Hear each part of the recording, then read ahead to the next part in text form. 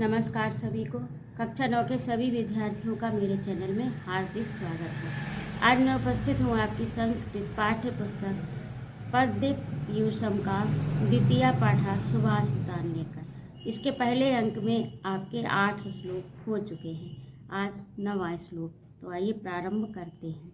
प्रत्यक्षे गुरुवा स्तुत्या। प्रत्यक्ष यानी सम्मुख सामने, गुरुवा गुरुजनों की, स्तुत्या यानी प्रशंसा करनी चाहिए। परोक्षे मित्र बांधवा और अप्रत्यक्ष रूप से मित्र और बांधव यानी भाई बंधुओं की प्रशंसा करनी चाहिए। कर्मांते दास भृत्यास और कर्म के अंत में यानी कार्य के पूरा हो जाने पर दास और भृत्य यानी जो आपके घर में नौकर हैं, दास हैं, अनुचर हैं, उनकी प्रशंसा कर्म जब वो काम कर लें, उनका कार्य पूरा हो जाए, उसके बाद उनकी प्रशंसा करनी चाहिए। पुत्रा नैवचा नैवचा, लेकिन पुत्र की प्रशंसा कभी भी नहीं करनी चाहिए। फिर से एक बार देखिए कि प्रत्यक्षे गुरुवा स्तुत्या यानी प्रत्यक्ष सम्मुख गुरुजनों की स्तुति करनी चाहिए। परोक्ष में अप्रत्यक्ष रूप यानी पीछे मित्र बंधु बांधवों की प्रशंसा करनी चाहिए। कर्म के अंत में कार्य के पूरा होने पर दास और अनुचर नौकरों की प्रशंसा करनी चाहिए। पुत्रा नैव ना ऐव नहीं, च नैव लेकिन पुत्र की प्रशंसा कभी नहीं करनी चाहिए। क्षणे तुष्टा क्षणे रुष्टा तुष्टा रुष्टा क्षणे क्षणे यानी जो एक क्षण में प्रसन्न हो जाए, तुष्टा प्रसन्न हो जाए, संतुष्ट हो जाए। क्षणे रुष्टा अगले पल रुष्ट हो जाए। रुष्टा सुतुष्टा रुष्टा क्षणे क्षणे जो जरा जरा सी देर में पल पल में गुस्सा हो, पल पल में नाराज हो और पल पल में प्रसन्न हो जाए। तो अव्यवस्थित चित्ता नाम ऐसे अव्यवस्थित चित्त वाले व्यक्ति का प्रसादोवपि प्रसन्न होना भी भयंकर होता है। जो क्षण क्षण में रुष्ट हो जाए, एक क्षण में रुष्ट हो जाए, एक क्षण में प्रसन्न हो जाए, ऐसे अव्यवस्थित चित्त वाले का यानी जिसका चित्त स्थिर नहीं है, ऐसे अस्थिर चित्त वाले का प्रसादोवपि प्रसन्न होना भी भयंकर होता है। अगला देखिए, षड दोषा पुरुषेण हातव्या भूतिमिच्छता यानी षड माने 6 दोष पुरुष को चाहिए। हातव्याम त्याग, भूतिमिच्छता यानी अपने कल्याण को चाहने वाले व्यक्ति को, पुरुषेण यानी पुरुष को, चाहने वाले पुरुष को हातव्याम त्याग देना चाहिए। भूतिमिच्छा कल्याण की इच्छा करने वाले को षड दोष, ये 6 दोषों का उस व्यक्ति को त्याग देना चाहिए जो व्यक्ति अपना कल्याण चाहता हो। कौन कौन सा? निद्रा नींद, तंद्रा यानी ऊँघना, ना नींद में और ना जागने में, भयम यानी डर, क्रोध, आलस्य, 1 2 3 4 5 दीर्घ सूत्रता, धीरे धीरे कार्य करने की प्रवृत्ति। ये इन 6 दोषों को त्याग देना चाहिए। जो व्यक्ति अपना कल्याण चाहता है उसे इन 6 दोषों का त्याग कर देना चाहिए। विद्या विनया वाप्ति सा देव च इद विनाया अवहा किम कुर्मः कम प्रति ब्रूमः गर्दाया स्वमातरि। विद्या से विनय आती है यानी विद्या से विनय प्राप्त होती है। सा चेद विनया आवहा यानी वही विद्या जो है वो विनय के स्थान पर क्या ले आए? धूर्तता ले आए। तो क्या किम कुर्म क्या करना चाहिए? कम प्रतिब्रूम किसके प्रति क्या करना चाहिए और क्या कहना चाहिए? किस प्रकार से? गर्दायाम स्वमाता अपनी स्वमाता को, अपनी ही माता के द्वारा जहर देने पर जिस प्रकार से व्यक्ति किसी से कुछ कह नहीं पाता, उसी प्रकार से विद्या से विनय प्राप्त होती है। और वही विद्या से विनय प्राप्त होती है।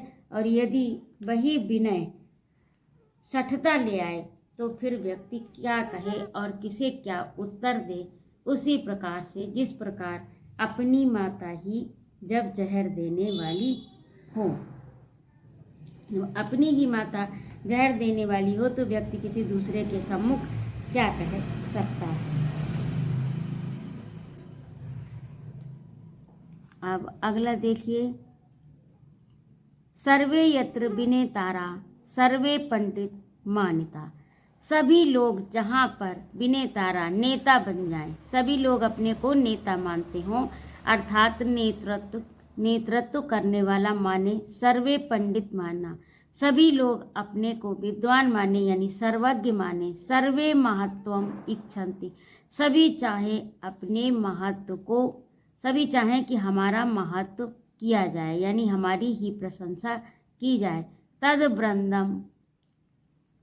तद ब्रंदम अवशीदति, वह ब्रंदम यानी समूह अवशीदति शीघ्र ही नष्ट हो जाता है। सर्वे माने सभी, यत्र माने जहाँ, विनेतारा नेता, सर्वी जहाँ पर अपने को नेता माने, सर्वे पंडित मानना, सभी अपने को विद्वान माने, चतुर माने, योग्य माने, सभी अपने महत्व की इच्छा रखें कि हमारी ही महत्व हो, हमारी ही प्रशंसा हो, तो ऐसे समूह का शीघ्र ही नाश हो जाता है यानी ऐसा समूह शीघ्र ही नष्ट हो जाता है। अगला देखिए, संपूर्ण कुंभो न करोति शब्दम अर्धो, यानी संपूर्ण कुंभ, संपूर्ण माने पूरा, कुंभ माने घड़ा, न करोति पूरा भरा हुआ घड़ा नहीं करता है, शब्दम पूरा भरा हुआ घड़ा शब्द नहीं करता है, अर्धो, अब इसमें दो शब्द हैं, संधि विच्छेद करेंगे तब आपको शब्दम अर्धो यानी अर्धो आधा, घटो घट घड़ा, घोषम घोषणा करता है, उपैति नूनम यह निश्चय ही शोर करता है या घोषणा करता है या आवाज करता है, आधा घड़ा निश्चय ही, नूनम माने निश्चय ही आवाज करता है, पूरा भरा हुआ घड़ा शब्द नहीं करता किंतु आधा घड़ा निश्चय ही आवाज करता है। विद्वान कुलीनो ना करोति गर्व जलपंती, यानी जो विद्वान है, कुलीन है, अच्छे कुल में उत्पन्न हुआ है, वह कभी घमंड नहीं करता। जलपंती मूढ़ास्तु गुणैर्विहीना, गुणैर्विहीना का अर्थ होता है जो गुण से विहीन है, अर्थात जिसके पास गुण नहीं है, जो गुण से रहित है, जो अच्छे कुल का नहीं है। फिर से देख लीजिए एक बार, संपूर्ण माने पूरा, कुंभो माने घड़ा, करोत माने करता, शब्दम माने शब्द, अर्धो माने आधा, घटो माने घड़ा, घोष उपैति, उपैत माने करता है, घोषम माने आवाज, मूढ़ा यानी मूर्ख, गर्भ घमंड, और जलपंती ऊंची ऊंची बात यानी जल्पना करना, ऊंची ऊंची फेंकना। मूढ़ मास्तु गुणैर में, जो गुण से हीन है, मूढ़ है, मूर्ख है, वही लंबी लंबी घमंड भरी ऊंची नीची बातें करता है। जो कुलीन है, विद्वान है, वह इस तरह से बात, घमंड भरी बात नहीं करता, अर्थात उसको अहंकार नहीं होता क्योंकि वह गंभीर होता है। जिस प्रकार पूरा भरा हुआ घड़ा शब्द नहीं करता, आधा घट ही आवाज करता है। अगला देखिए, दरिद्रता धीरता विराजते, दरिद्रता यानी गरीबी शोभा पाती है, किससे? धैर्य से। गरीबी हो और यदि व्यक्ति के अंदर धैर्य हो तो शोभायमान होती है, गरीबी शोभायमान होती है। कुरूपता शील त्याग विराजते, और कुरूप व्यक्ति के पास यदि शील है तो वह सुंदर है। कुरूपता जो है वो शीलता से सुशोभित होती है। कुभोजनम च उष्णतया, यानी कुभोजन बासी भोजन गर्म करने से शोभा पाता है, और कुवस्त्रता शुभ्रतया विराजते, और मैले वस्त्र साफ करने पर शोभा पाते हैं। दरिद्रता धीरता से सुशोभित होती है, यानी गरीबी धीरता से धैर्य से सुशोभित होती है। कुरूपता शील से यानी शिष्टाचार से अच्छे व्यवहार से शोभित होती है।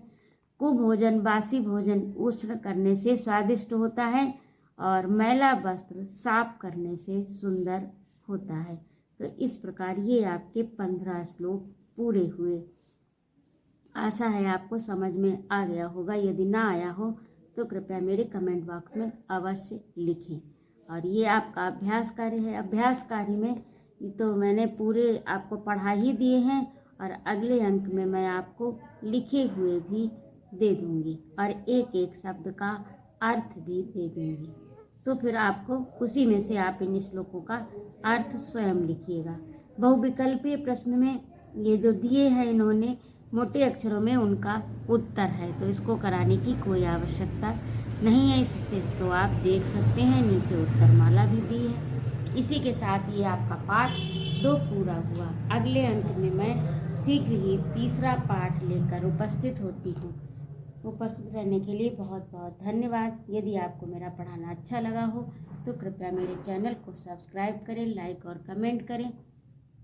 स्वस्थ रहें, आनंद रहें, खूब ज्ञानार्जन करें। जय माँ भारती।